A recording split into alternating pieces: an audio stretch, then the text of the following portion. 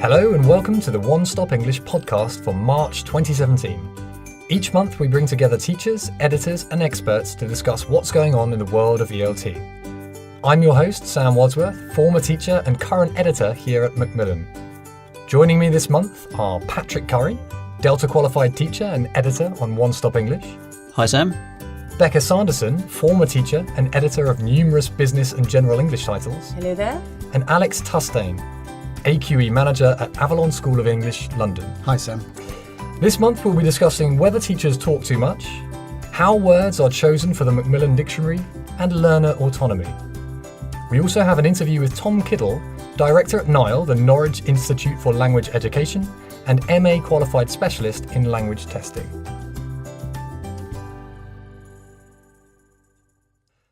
Okay, so Alex, for the benefit of our listeners, what on earth is an AQE manager?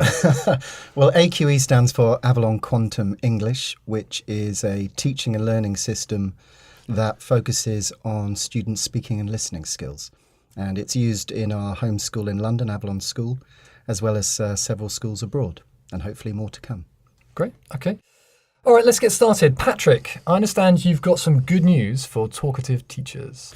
Well, yeah, I thought today we're going to talk about teacher talk time, which is something that gets drummed into teachers on their CELTA course, their initial qualification, in their Delta and observations, professional development sessions by colleagues and students as well.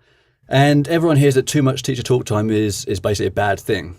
So I thought what we'd do today is discuss that and see if we can find out if it's actually not a bad thing. Okay. So first off, I want to talk about what the functions are. What do you guys think are the main uses of teacher talk time? Well, the traditional use would be to present grammar, I think, a lot of the time. So sort of instruction. Yeah. Okay. And model the grammar or model the target language? Yeah, model the functional language, yeah. Yep. Presentation of vocabulary. Yep. That kind of thing. What about instructions for activities, right? You need to explain how to do something. And concept check things? Yep. Yep, so lots of excellent uses of teacher talk time. You've got things like clarification as well.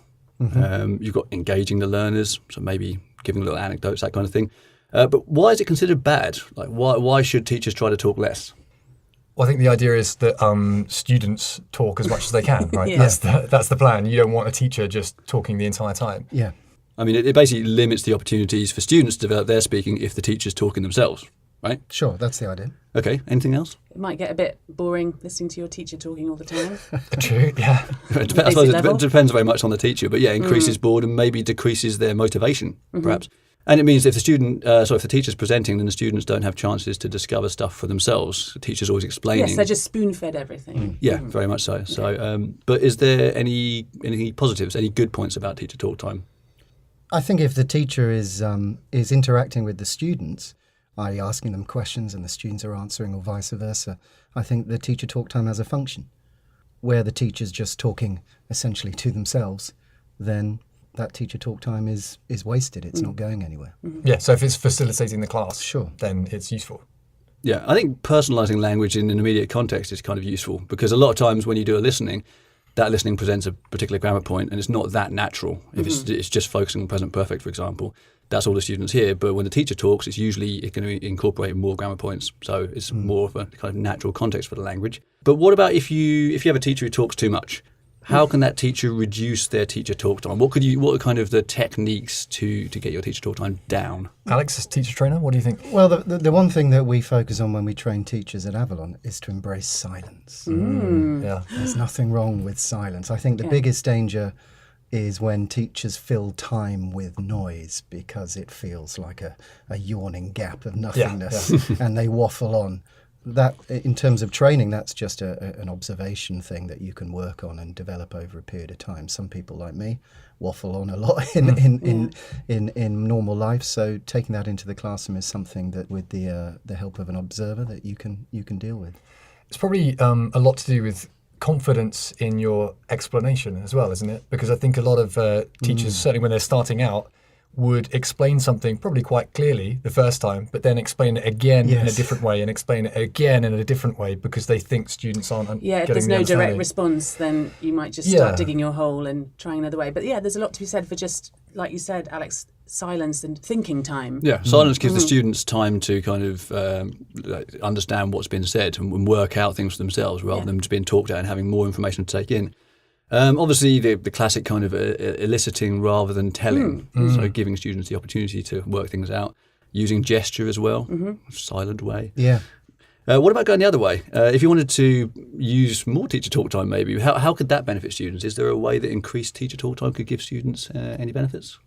There was this part of my CELTA course, and it was about telling a story to illustrate a grammar point or some language, and that was really interesting. That was like a focused listening, and I think that worked really well. And actually, have you guys heard of Jamie Keddy? That's a big part of his method, is this storytelling method, where he gets the students to sort of interject and ask questions to tell the anecdote. Yeah, no, he's got this thing, it's isn't it say something, ask something principle. So he'll basically tell them something, and then they can either ask him a question or he'll ask them a question based upon what he's told them. So if he started a story, for example, about something, an event that took place in the Arctic, and he talked about 2 animals that lived in the Arctic, and he'd say, can any students think of animals that live in the Arctic? So then they'd have to interject, or they might ask questions as well. So and you just get swept up by the story and forget that you're in a classroom and produce more language. And so much emergent language, emergent grammar points and things, that it's got to be a good method. Absolutely, but preparation is the key for this as well, because obviously you have to know what you're going to say when you go into the classroom. If you don't prepare enough, then it could turn into, like Alex says, a lot of waffle, really, and the students, it's a bit kind of unfocused for them. I saw an article in ELF magazine which had another way to approach it, which talked about teacher talk time as teacher talk acts.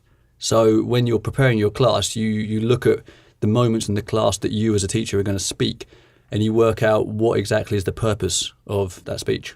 So, okay, can you give us some examples? Well, say, for example, if you said at the start of the class you're going to say, hi everyone, how are you? That would come under the kind of category of greetings. And then you could use various instructions like, okay, everyone get into pairs, find 3 things you have in common with your partner.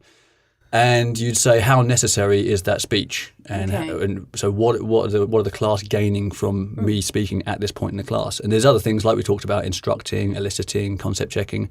And as you plan your class and you look at when you're speaking throughout the class, you decide which things are necessary and which things are not necessary. So I guess what the main thing to remember is when you're teaching a class and when you're planning the class and when you're going to speak is that your instructions or your speech should be as efficient or as instructive as possible. Yeah, everything has a function. Absolutely, yeah. So, that's pretty much what we're looking at with teacher talk time.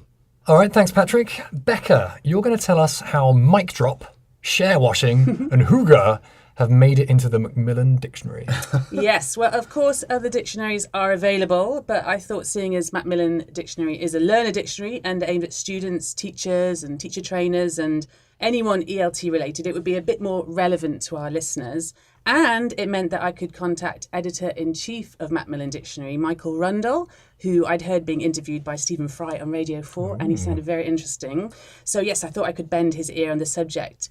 So first, I asked him if he had any favourite words or phrases from the new releases, and he mentioned 3 in particular, which relate to the way news is being reported. Would anyone like to hazard a guess at what they are? Fake news. Yeah, that's Fake one. News, post-truth, surely. Yeah, post-truth is in there, and one more along the fake news line. Alternative facts? Correct. Good, Very nice. good. Yeah, another word he liked was gaslighting. Have you heard of that one? No. No, I hadn't heard about that. That is when someone is manipulating and confusing someone to the point that that person starts to question what they know to be true. So to gaslight someone. Yeah, so the criteria, that's what I thought we could look at, the selection process for these new words. Of course, usage is the main thing, and that word has to show up frequently in corpus resources.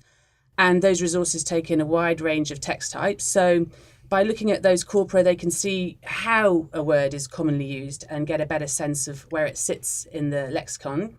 Things that they avoid, parochial words or phrases, not just one pocket of society using these words. Nothing too ephemeral or transitory. So it's got to be a long-lasting word. So, for example, what's the word which describes when you take a picture of your face? Selfie. Yeah, I didn't want to say yourself. Yeah. So that could have just been a blink and you'll miss it word.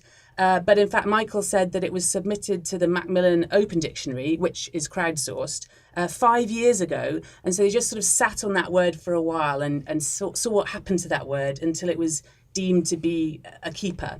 And then it was upgraded to full status as a full entry in the Macmillan Dictionary. So some of these words are kind of slow burners. I also asked Michael if there was a word or phrase which didn't make the cut this time, but he wished had. And he said, we do also get submissions that don't quite work. Sometimes people just make words up, and we can't accept invented words when there's no evidence that anyone ever uses them. And sometimes they are real words with made-up definitions. Just last week, one of our readers in the US sent a detailed and very well-crafted definition of the noun Trump, with 7 different meanings. But unfortunately, we couldn't publish this without compromising the dictionary's political neutrality. So it's very diplomatic there, Right, yeah. Michael. But I thought it'd be good to bring this back to the classroom and to think how much of an effort should teachers make to introduce these new words to the classroom. So, Alex? I don't think the teacher should be introducing them, but if it's coming out from what the students want to express, especially their awareness of current affairs, then I would certainly have. Okay, that's interesting. So you'd expect students to come in and say, well, what does this mean? What does post-truth mean? I keep seeing it. That, or you can see that they're trying to express something that is going on around us, and therefore you might feed them some of the language that they're looking for. Right. Yeah, I mean, I've often talked in previous podcasts about encouraging students to use authentic materials, so newspapers, for example, and they might come across these words in newspaper reports, and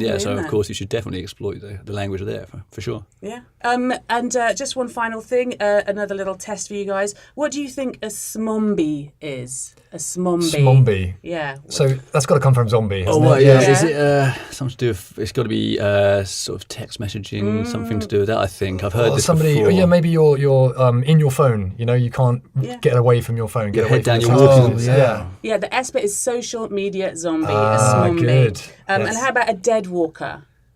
A dead walker. Is that from The Walking Dead? Game of Thrones, I was going to say, but yeah. Is it like distracted walking? So they're kind of interconnected, these words, and they're not entries yet, but Michael and his team are keeping an eye on their usage. He says what's likely to happen is that one of these words will eventually kind of win out and the other one will die out, but they know there will be a word for this thing. Yeah, smombie. My vote's smombie. I hate smombies as well. Yeah. I kind of like deadwalkers. I don't like them, but I like the word deadwalker. Okay, all right. Yeah, they just have to write it out and see which one is going to fit, is going to be used. So it's sort of a waiting game, isn't it? They've got to be quite patient. Which one do you like, Becca? Out of those two, Yeah. I think I like a dead walker best. Ooh, We're Okay, deadlocked, all right, maybe aren't we should we? put some money down on this, see Yeah. what comes out on top. But yeah, if anyone out there wants to submit a word for consideration, they can. Just send it to the Open Dictionary and it will be considered as a potential new entry. I have a word that I think could A go suggestion? in. Yeah, Yeah, I have a okay. suggestion. A sploosh. A sploosh. Yeah, it's smaller than a splash. An extension of that is a splooshet, which I think is quite useful for if someone's making you a cup of tea. And for me, I just want a tiny, tiny bit of milk. A sploosh of milk, yeah. A splooshet. A splooshette of milk. Yeah, I think it's got I'm legs. more of a splash man. I like a lot of milk. But yes, they update 4 times a year. So, send in your entries, get on the case. Brilliant. Vote sploosh. So, listeners, what are your thoughts? Is teacher talk time always counterproductive, or can it be used to good effect? Do you make an effort to teach up-to-date vocab? Email your comments to onestoppodcast@springernature.com.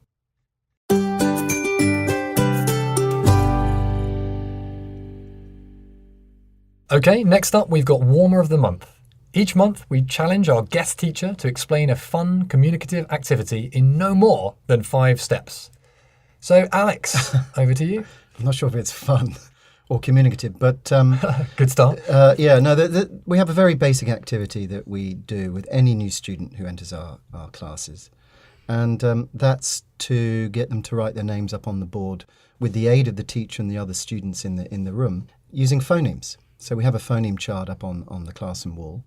And obviously no student enters into the classroom knowing the phonemes, or certainly there's no expectation that they do. But we like to do that as a warm-up activity together. It kind of breaks the ice with both them, the teacher, and the other students. It's a kind of communicative activity from that perspective, because we're going to look up at that phoneme chart and we're going to practice saying their names, Jow or whatever it is. That's always a difficult one. And just kind of enter into a bit of a not so much a dialogue, but kind of a toing and froing over how your name sounds. as opposed to how it's written. And I guess, at your school, the speaking school, that's such a big part of it, their understanding of phonemes and how to use them. Well, it's immediately trying to break that sense of how language, even our lowest level students don't really have a problem with reading language. They can see it, they can passively understand it on a page. Where all students struggle is hearing it. And so as a very basic activity to kind of immediately contextualize, right, we're going to look at how things sound as opposed to how they look. We find that quite useful. And as I kind of alluded to, there are other kind of breaking the ice payoffs in terms of getting them up and doing that up on the board together. I think it's great as well because you involve the other students, so it's immediately a very kind of supportive environment. So not only is it the student with the teacher, but the other students hopefully are supportive and they want to help out if the student's struggling. And so you immediately feel like you're part of the class rather than just one new student. Yeah, we have continuous enrolment, so that means that you could have a class with established students already who've been through that process. Okay, and they can pitch in and help. They can pitch in, but it works just as well for a brand new class and no one's ever done it before. You could spend a lot of time on it. And so here's a question, is it level dependent? Could you do it with a beginner class? Yeah, completely. Could you do it with an elementary class? Yes, most definitely. I don't see, it doesn't really matter. Everyone knows their own name. Right. And so we're just trying to establish how it sounds. And do you, if you have a student with a very short name, do you ask them to do their surname as well? You might do if you need to string it out. Right, it would be easy for me, wouldn't it? My name is unusual. My surname in particular is unusual to the point that Sam can rarely pronounce it properly. But, I'd obviously the teacher would probably model it first with their own name, obviously. So yeah, that's not a problem. That's an excellent activity. Yeah. Great.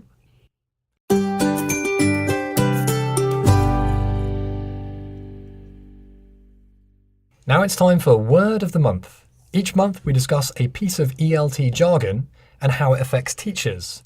So Patrick, what can you tell us about learner autonomy? Okay, learner autonomy. So this is the idea that learners have the ability to take charge of their own learning. And it means learners becoming more aware of the individual learning process and becoming responsible for setting their own targets and reviewing their own progress.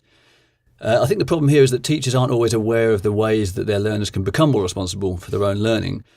So I kind of looked at what learners need to do to become more autonomous, and usually divided, from the reading I've done, it's usually divided into 5 steps, which is determining their objectives, defining their content, selecting methods and techniques, monitoring the process of acquisition and evaluating what has been acquired.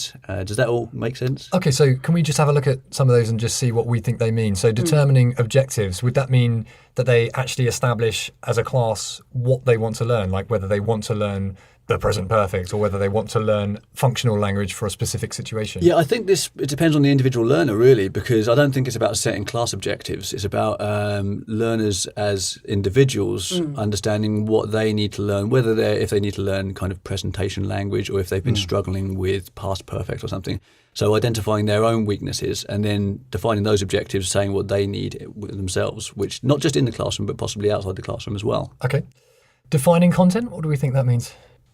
I think defining content would look at where you find the language, whether it's going to be in authentic content, in a course book, if it could be a listening, a reading, what works for that particular student. Oh, I see. It's finding something that they're really going to engage with and perhaps encourage them to learn more and independently. Identifying the content which works well for them. So. Okay. Selecting methods and techniques.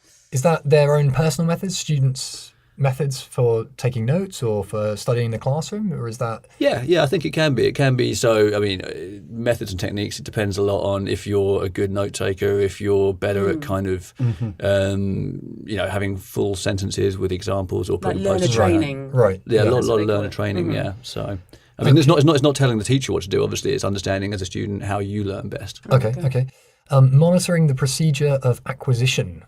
I think we were considering this might be simply monitoring how students are taking notes. And obviously that depends on the learner type, but I think it's easy as a teacher to kind of do your thing and the student does their thing, but you don't follow it up and see what they're doing with that information in terms of note-taking and following that up outside the class. Okay. And evaluating what has been acquired. So I think this is more of a review process.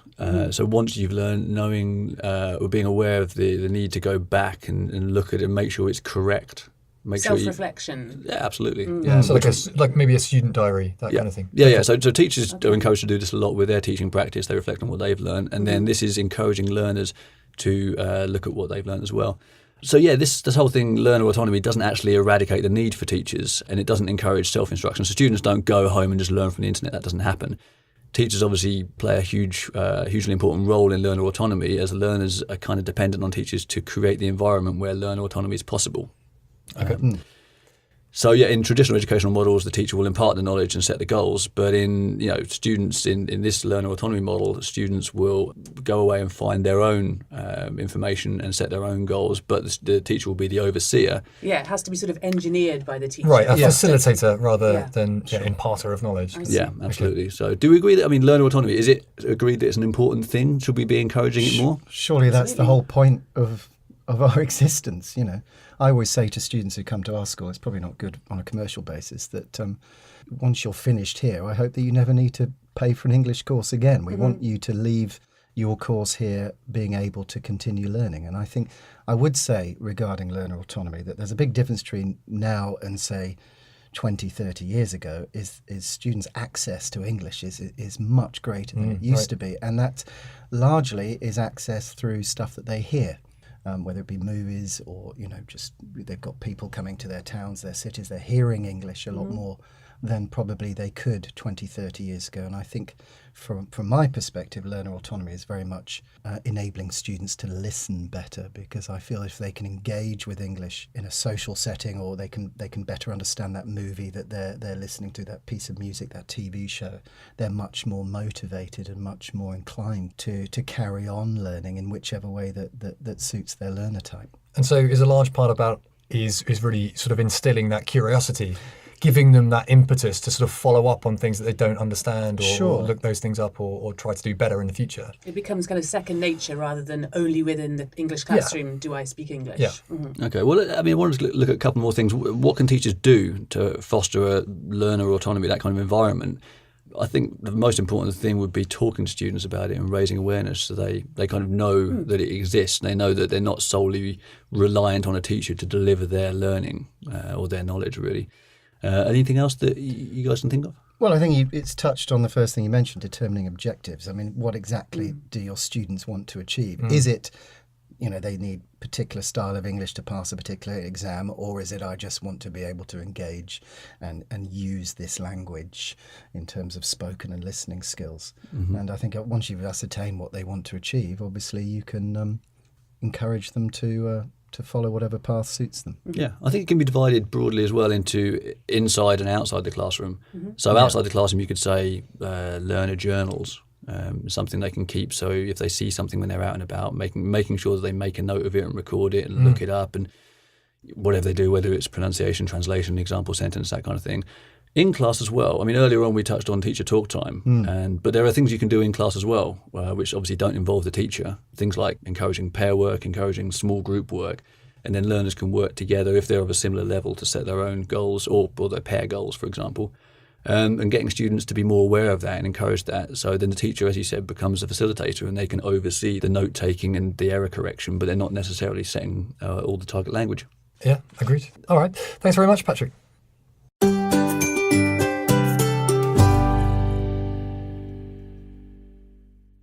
Let's move on to this month's interview. This month, Patrick is talking to Thom Kiddle about formative and summative testing, how to make exam classes fun, and whether we need country-specific tests of English.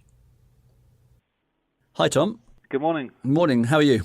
Very well, thank you. Thank you for inviting me onto the podcast. Thank you for taking the time to speak to us. First off, I wondered if you could tell us a little bit about yourself. So my name's Thom Kiddle. I'm director at NILE, which is the Norwich Institute for Language Education. We're a specialist teacher training, teacher development, ELT institute in the east of England. And I guess I got into English language teaching through the CELTA and travelling and teaching, and then did the Delta and the Masters in Language Testing, which is why I'm talking to you today about testing and assessment.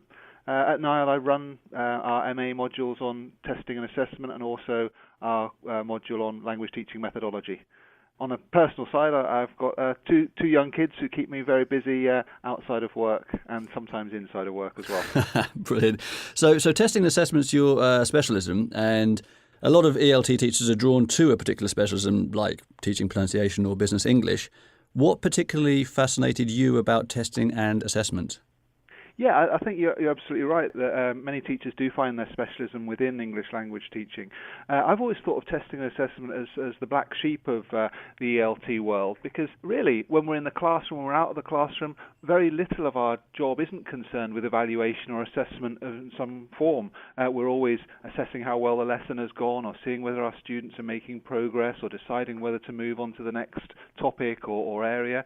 And yet, there's so little initial teacher training devoted to testing and assessment, and I think that means that teachers can be scared of it as a concept and also as a practice that they feel they're on top of. And so that kind of interested me. I was an examiner for international exams. I wrote an exam preparation book for a particular exam when I was working in Thailand. And then I got involved in a major national testing project and realised at that point how much I had to learn. And so I did an MA focused particularly on language testing to kind of give me the background knowledge and the theory to support my practice. Brilliant. Yeah, as you say, a lot of teachers and students actually do find exam classes quite serious and even scary. There's a kind of fear factor about them. But with the classes themselves, can they and possibly should they be more fun, more for both teachers and students? Yeah, I think absolutely so. One of the things I think we need to acknowledge is that tests make us anxious. That's unavoidable. The very word test and exam sends a shiver down the spine and a cold sweat in many people. There are those rare beasts who enjoy being tested, but I think for most teachers and students the concept of testing is quite a scary concept. But that doesn't mean that test preparation classes should be scary. The seriousness aspect of it can be very important, and that depends on the teacher and the students and the focus they want to give to that. But I think scary is unavoidable situation, because many of the most fun, most dynamic teaching activities that we do in the classroom are actually great for test preparation, particularly those that build the underlying skills, the enabling skills for the test itself. They help to reduce the test anxiety when it comes to that moment of the exam. So I think it is the teacher's responsibility to look beyond the test questions and actually get to the underlying skills that are being measured and try to think of interesting, exciting, interactive and fun ways to work with those with the students. Absolutely. So you wrote a book about this, and can you think of one particular activity which stood out for you from that book, which made exam preparation more fun? One thing I'm really interested in myself is actually learner engagement and learner autonomy within testing and assessment. I think as teachers we can find out so much more about students from the questions they ask than the questions they answer. So for example, inviting students to bring in their own reading text and create questions for their colleagues in the classroom can give the teacher so much insight into what they see as what should be tested, what is being tested, the way that questions work, and that gives the students the power to choose a text that's meaningful for them and to focus in on areas that they've found relevant within the text. I think these kind of throwing the test creation, test construction aspect back to the students can be really rewarding and also very fun for the classroom. Excellent. Yeah, no, that's really, really good advice. Okay, let's move on, and I want to ask you a little bit about exam types. So do you think formative testing, that is testing that takes place throughout a course, is more effective than summative testing, as in the testing which takes place at the end of a course? I'm going to answer this question in a bit of a roundabout way, I'm afraid, Patrick, because much in testing and assessment comes down to the answer, it depends. And really what it depends on is the purpose of why you're testing. Obviously, if you want to know what students are doing well, where you need to push them, where they need help, then formative is the only way to do that, the way that it feeds back into the learning and teaching process.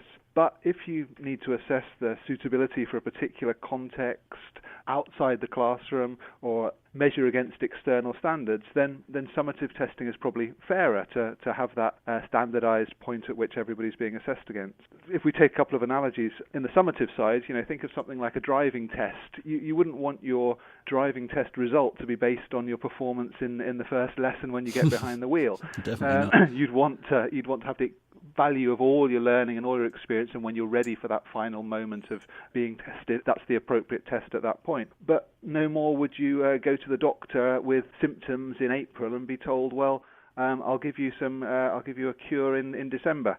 That's not appropriate when we want to have things diagnosed, we want to respond to them quickly. Then we have to have formative assessment built into the course or to the syllabus to allow the teacher to respond appropriately. I think one of the other things to introduce here is the idea of learning-oriented assessment, which is a relatively new concept and tries to bridge the gap or reduce the tension between formative and summative testing. I think it tries to make the point that many summative test tasks, those kind of exam-type questions, can be used with a formative assessment purpose and also as teaching and learning materials, taking a final test task and breaking it down, reworking the questions, allowing learners to become involved with analysing the questions, giving meaningful feedback on those rather than just a score or a percentage, gets learners seeing it as a cycle rather than this linear progression towards the scary moment at the end of the course. Okay, yeah, that's really, really interesting. So let's move on again. So teachers are often concerned that their exam classes teach students to pass the exam, so they get a lot of exam technique practice, without at the same time developing their language skills and proficiency, not in relation to the exam. Is it possible to develop language skills and proficiency while also teaching exam technique? Yeah, I mean, this is something that we call washback. It's the effect that a final test has on the teaching and learning that leads up to it. And you're absolutely right that there is a fear of kind of teaching towards the test, and teachers can feel that all they're doing is really practicing exam questions and teaching exam strategies. I think it's unfair in some ways to blame the test developer for this. It's, in my perspective, it's the teacher's job to understand the test and what it's testing and to look for ways to develop the underlying skills or knowledge that's being measured by the test in creative ways. For example, you've got a reading test that you know is going to be a piece of text with multiple choice questions.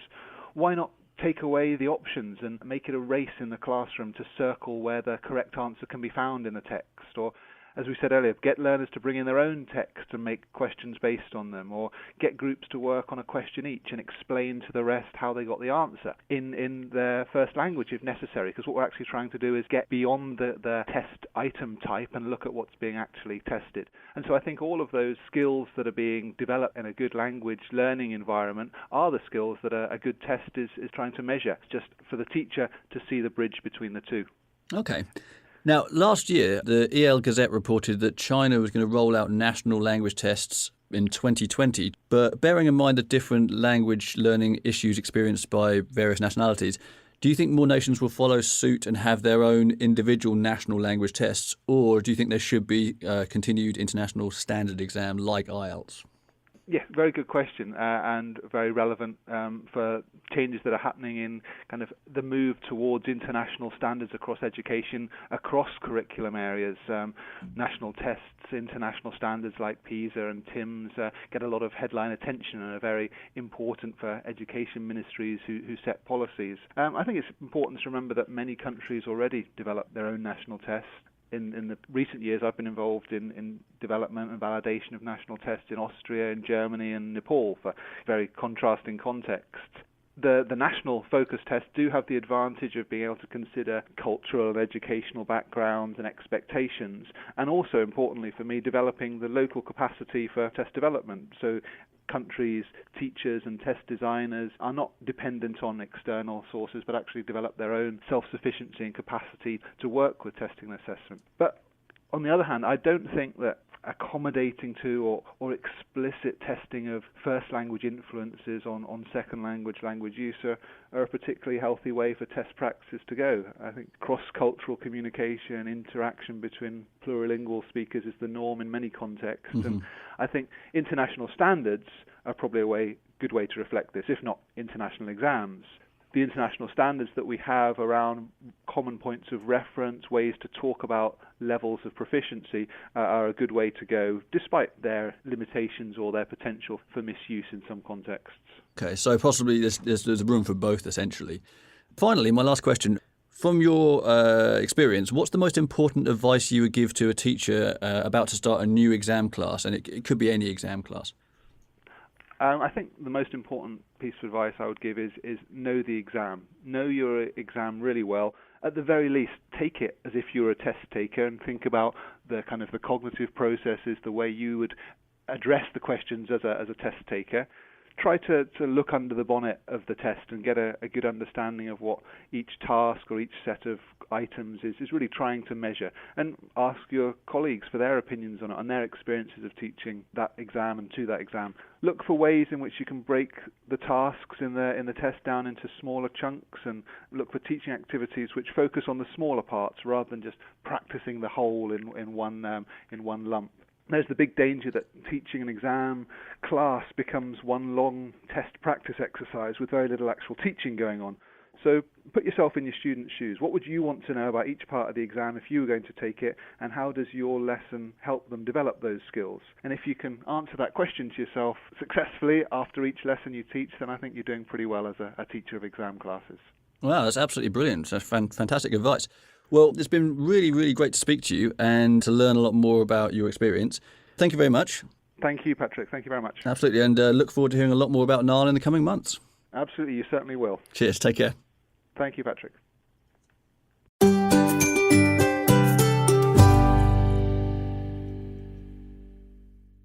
Well, some interesting stuff there from Thom, a man very much in the know when it comes to testing and assessment. For more information about NILE, take a look at the show notes for this episode on the One Stop site. Okay, next up, it's Teacher's Dilemma. Each month we describe a common classroom issue and ask listeners to send in solutions. So Becca, what's this month's problem? Okay, there's this student and there's this problem. Recently, this person has made a couple of risque comments in class. The comments sit on that very fine and subjective line between humour and causing offence. Class responses to the comments range from eye-rolling to sniggering to seriously furrowed eyebrows. Now, of course, it's not your job to tell students what or how to think, but this is your classroom and you feel responsible for what happens there. It's time to act, but what do you do? Alex, any ideas? You must have come across this many times. Yes, I'm sure we all have many times. I think you mentioned risque, so we recognise that there is a line that if someone crossed, perhaps we'd be dealing with it in a different manner. I think the first thing is to be clear what they actually said. Mm-hmm. You mentioned, different reactions to it. Are we actually sure that the person said what they meant to say? So I'd always see my job first and foremost as enabling a student to express themselves, accurately and fluently. And so I would take the time to perhaps get them to repeat their comment and just be sure that they wanted to say what they said. As for if that comment did cross a particular line, I personally wouldn't, unless it was of an extreme nature, not want to humiliate that person in front of their classmates. I would probably be going along the line of dealing with it outside class afterwards on a personal basis. Again, we can only imagine what the comments are, so I think we'd all recognise it's contextual. Do you think there's any place for expanding on it, using it as a discussion point for the class, depending on what it is and how, obviously offensive it is, but is there any cause for that kind of taboos and issues type topic? Yes, but again, it depends on the context of the class. I think if it was relevant to a discussion, if you're having a debate where people are going to be making comments that might seem offensive or unpalatable to someone else, well, if that is the context of the class or the function of the class, then you almost have to allow it within it. But I wouldn't follow it up if it was a bit of a throwaway comment that was out of context. Yeah, it's interesting, this role of the teacher and the line that we're talking about. And like I said, it's subjective. So who decides what that line is? It's a cultural thing, perhaps, a gender thing. But yeah, it is your classroom. So yeah, I think preparation for class is key as well. Being aware of who your students are, what potential problems there might be. If it's a multinational class, and then maybe you've got students who might be from different nations, which there could be some historical context. Being aware of that before class and preparing so you know the topic and you're aware that things may come up, and then how to deal with them if they do come up. Yeah, be prepared. Great. Okay, so listeners, over to you. How do you deal with students making offensive comments? Send your solutions to onestoppodcast@springernature.com.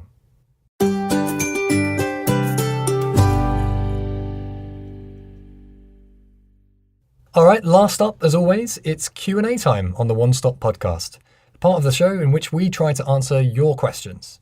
First up this month is something we touched on before, but it's worth bringing up again, I think. Is there still a place for deductive grammar presentations in the modern language classroom? Alex, what do you think? No. No. Ooh.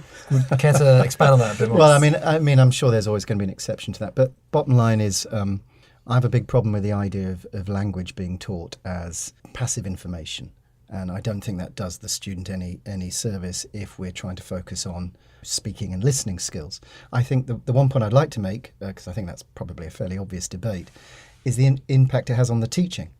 Because I think if teachers see that their role is to be able to have a command of teaching grammar points, I think that feeds into not very well in terms of students reaching their objectives on a more functional basis. Do you follow me? Yes, Yeah. absolutely, yeah. And really, if they're not involved, then perhaps it's more difficult for them to remember the grammar anyway. So it's probably not the best way for them to learn. Okay, next question. Is it important for students to lose their accent?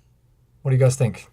Personally speaking, no, I don't think so. I think intelligibility is the goal, and I think actually keeping your accent is a good thing and a thing that should be encouraged. So really, if it's impeding your communication, that's a problem, isn't it? But that's a general problem. It's not necessarily about the accent. It's about your general problem. Without doubt. Although I think, just to throw a spanner in the works, I'm not saying that I completely agree with what you said, but I do have a colleague who used to make a good point about every time we try to speak French, we almost get our mouths into a certain position before we say it. It just seems almost natural to put on some kind of French accent. To kind of play the role. And I am increasingly curious in the classrooms here in London whether, to kind of get students to have fun with putting on their idea of a British or American, whatever accent they feel comfortable with.